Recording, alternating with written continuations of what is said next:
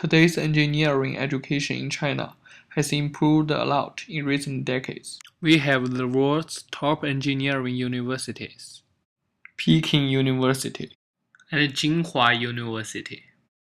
By the year of 2009, China's total spending on education had reached $260 billion, increasing 329% compared with that in 2000.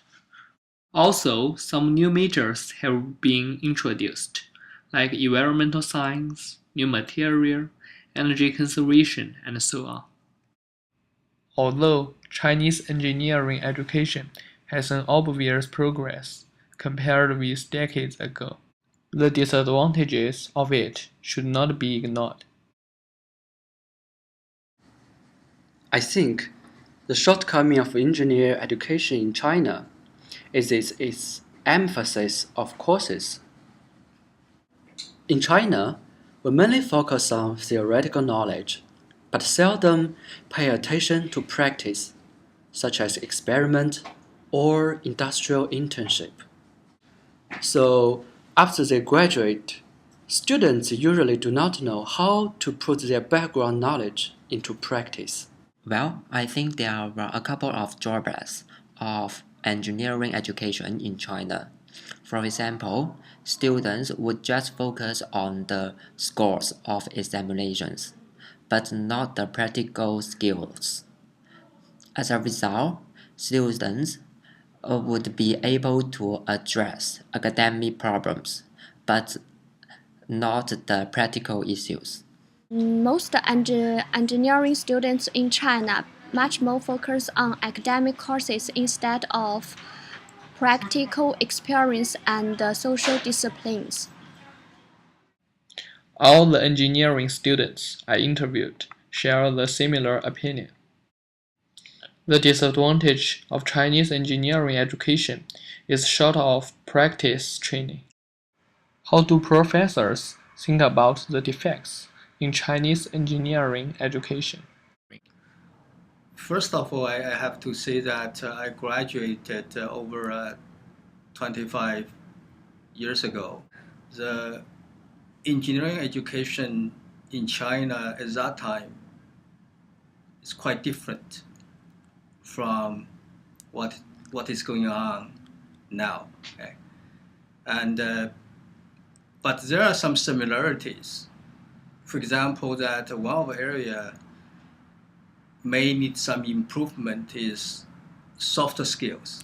Yes, For example, that communication skills, communication. presentation skills, and how to deal with people.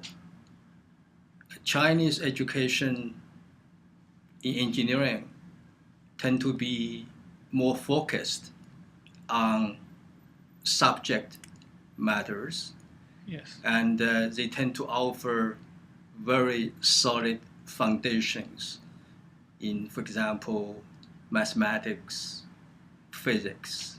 Yes. And what is lacking, I think, is the area of social science, Social science. the psychologies, and how to deal with people, how to organize things. So that's area I think need improvement. The professor believes that the Chinese engineering education lacks soft skill training. But how about practical experience? My father also graduated from engineering school many years ago. At their time, they have many opportunities to work in the factory.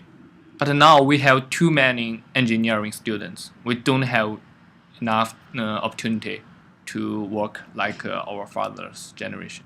Yeah, maybe that's one area maybe need to be changed back in terms of practical experience, engineering experience. I agree with you that for engineering students and hands-on and practical experience extremely important so that you have a sense of skills and a sense of dimensions. Okay? Without actually looking and touching things, it's very hard to build Yes. those of a sense of a scale and the size.